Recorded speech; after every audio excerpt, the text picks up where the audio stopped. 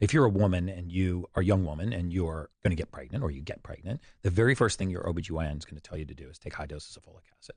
High doses of a synthetic man-made chemical. The truth is folic acid doesn't prevent anything. Why did they start prescribing that ingredient or that supplement? We had a pandemic of neural tube defects in newborn infants, and they said, what's causing these neural tube defects? And it was a deficiency in a nutrient called methylfolate. So instead of giving methylfolate, there's a very cheap version of it called folic acid. The claim that folic acid doesn't prevent anything is absolutely bonkers. The evidence from both observational studies and randomized controlled trials is incredibly clear and consistent, dating back to the early 90s. The landmark MRC vitamin study published in 1991 demonstrated a 71% reduction in the risk of neural tube defects. These can result in lifelong and potentially life-threatening neurological deficits in the offspring. It's also odd that Gary frames the recommendation as a high dose, given that the RDA is 400 micrograms and the dosage recommendations are typically 400 to 800 micrograms. These aren't mega doses or anything, and the tolerable upper limit is 1,000 micrograms from supplements or fortified foods. I also want to highlight how he hones in on the fact that it's synthetic. Unfortunately, that type of framing may incite fear around supplementing this important vitamin.